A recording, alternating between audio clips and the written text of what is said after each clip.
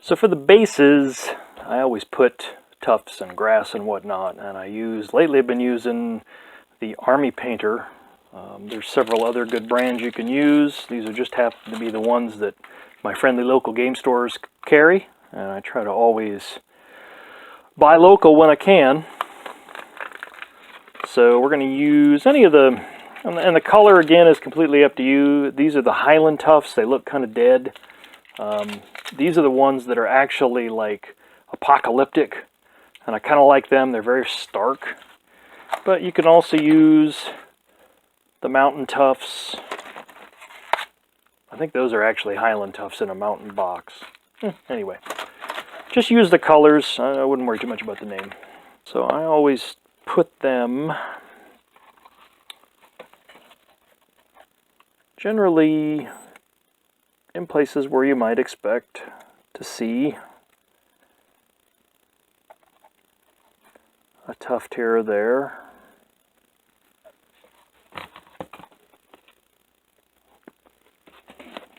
I just put down a bit of PVA, grab a tuft and some tweezers, just plunk it down in there.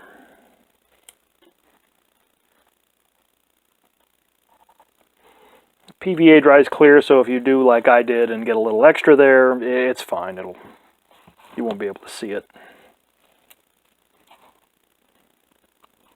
If you get a really huge blob like I did, just put a great big thing of grass right there. Cover it up.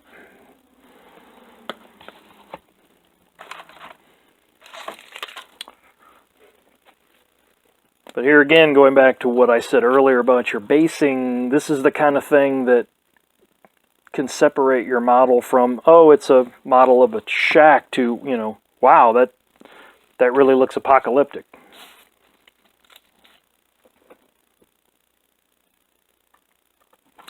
And I know that, you know, thoughts of the apocalypse, that brightens everyone's day. So it's a good thing, spread that cheer.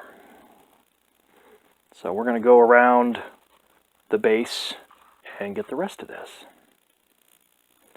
All right, so we've added our little tufts all the way around. I like to add sometimes two of them together, especially in different colors. That kind of makes it pop a little bit.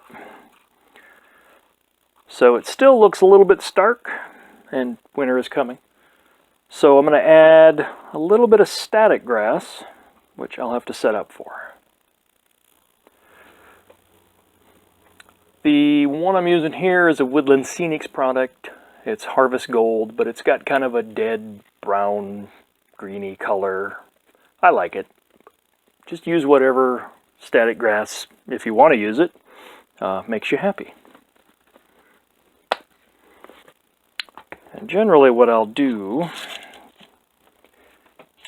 is I will put it on, I'll just add wherever I think there's a bare spot that needs some grass.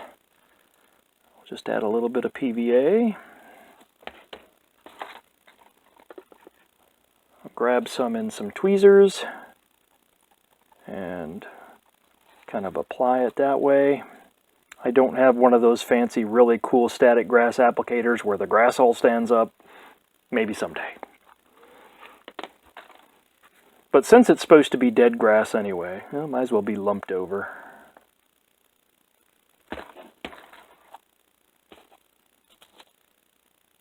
And that's the other advantage of doing it over the plate, is you catch it all, or 99% of it anyway.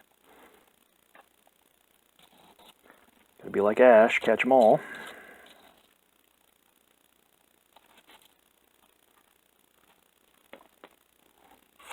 And usually less is more. Sometimes I go a little bit overboard on it, but again, there's no real right or wrong answer. If someone tells you that the amount of grass you have on your base is wrong for a post-apocalyptic terrain piece, you can ask them, hey, were you there? I bet they weren't. You kind of press it down into the glue. And again, you know, PVA dries clear, so you're not going to see that white shining through that when it dries. So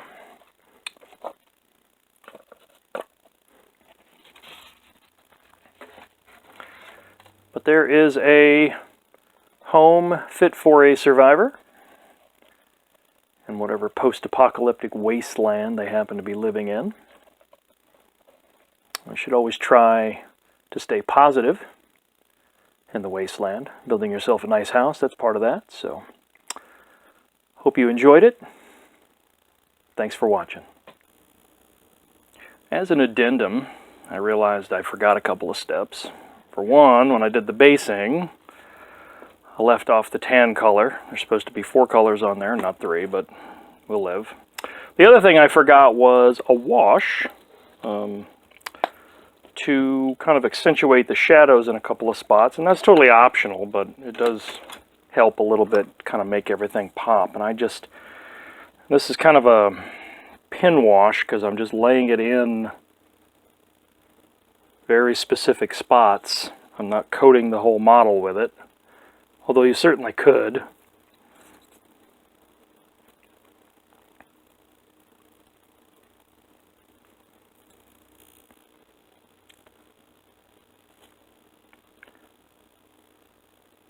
And that just helps kind of bring out the shadows, especially when you're in a place where there's not a lot of light. It'll sort of fool the eye into seeing a shadow there.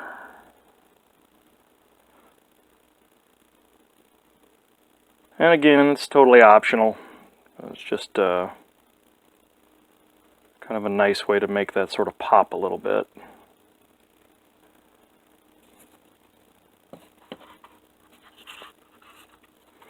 I'm doing anywhere where there's a join. It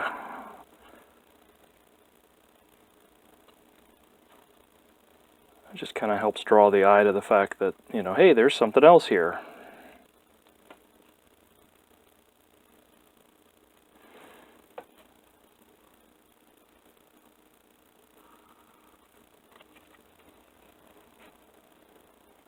I don't even know how well this photographs, but in a more natural setting, like, you know, your friendly local game store, you'll be able to see it.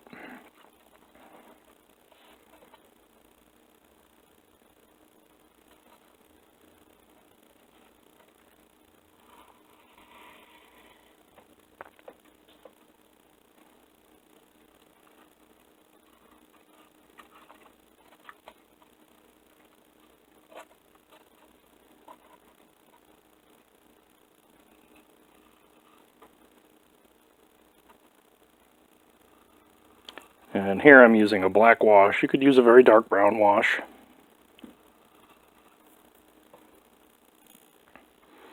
Totally up to you. Like I said, it's a completely optional step, so.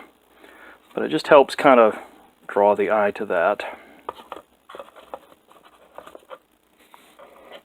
And all right, now we're done. So, thanks for watching.